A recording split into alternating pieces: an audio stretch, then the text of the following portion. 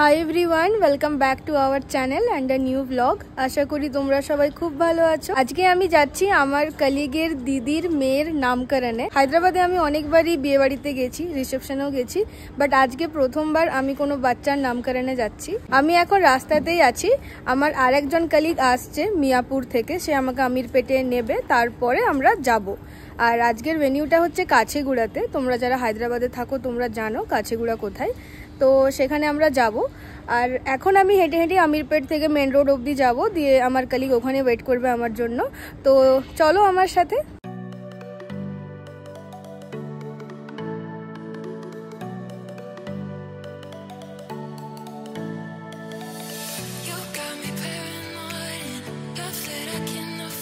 এসে গেছি আমি আমিরপেট। আমিরপেট আমার হস্টেল থেকে খুব বেশি দূরে না, 10 মিনিটের ওয়াকিং ডিস্টেন্স।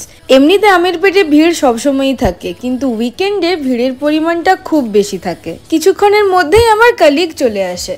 গাড়িতে উঠেই আমরা আগেই যাই গিফট কিনতে। আমাদের একদমই সময় হয়নি, না হলে আগেই গিফটটা কিনে নেওয়া উচিত ছিল। আমরা ভেবেছি সিলভারের কিছু একটা দেব। এমনিতে জামা খেলনা তো অনেকেই দেবে, আর সিলভার যেহেতু পরেও ইউজ করা যায়, তো সিলভারটা দেওয়াই বেটার আমরা ঠিক করেছি। আমরা এসেছিলাম পাঞ্জাগুট্টার একটা রিলায়েন্স জুয়েল শোরুমে। এখানে এসে আমরা সত্যি পাজলড হয়ে যাই। এখানে এত অপশন ছিল, আমরা সত্যি খুঁজে পাচ্ছিলাম না যে কোনটা নেব।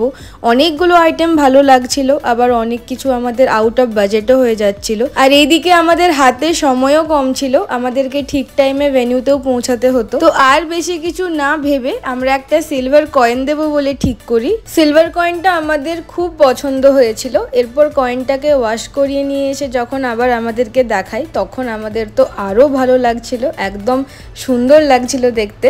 এরপরে ওরা কয়েনটাকে বিলিং এর জন্য নিয়ে চলে যায়। আর মিনওয়াইল আমরা কিছু কানের দুলের কালেকশন দেখি এখানে। এইগুলো সবই ছিল ডায়মন্ডের ইয়াররিং, ডেলি ওয়্যারের জন্য। সব কানের দুলগুলোই আমাদের তো খুবই ভালো লাগছিল, কিন্তু আমাদের কারোরই এখন কেনার কিচ্ছু প্ল্যান থাকেনি। তো তাড়াতাড়ি আমরা কয়েনটাকে নিয়ে ভেন্যুর উদ্দেশ্যে রওনা দিই। পৌঁছে গেছি আমরা ভেন্যুতে। অলরেডি অনেক লোকই এসে গেছে, সবাই বসে আছে এখানে।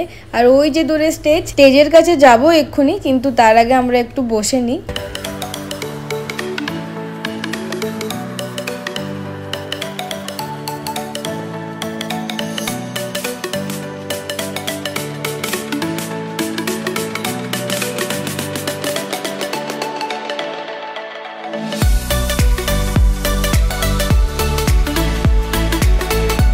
আর এখানে আমি হলটা একটু ঘুরে দেখছিলাম।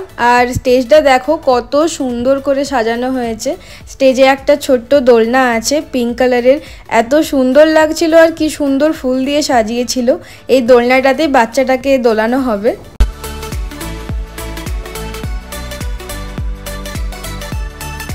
আর এই যে যার জন্য আজকের অনুষ্ঠান, সে এসে গেছে। আমাদের কলিগ তার বন্ধুকে নিয়ে আমাদের সবাইয়েরই সাথে দেখা করতে এসেছে। বাচ্চাটা খুবই ছোট, এই সবে 1 মাস হয়েছে। কি সুন্দর একটা ঘাগরা পরিয়েছে ওকে। আর ওর নাম রাখা হয়েছে দিয়ানশি।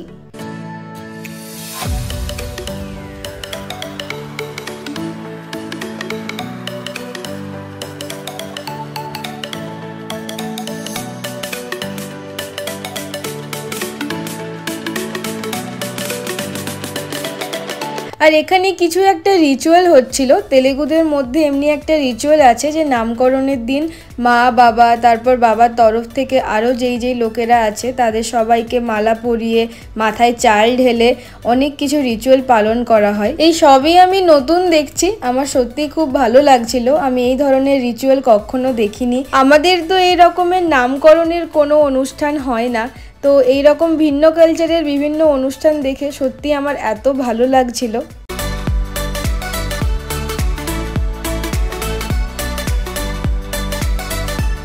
এরপর আমরা চলে আসি গিফট দেওয়ার জন্য, কারণ রাত বাড়ছিল আর আমাদের সবাইকে বাড়ি ফিরতেও হতো। গিফট দেওয়ার পরে আমরা ওখানেই কয়েকটা ফটো তুলি দাঁড়িয়ে, তারপরে আমরা খাবারের সেকশনে চলে আসি।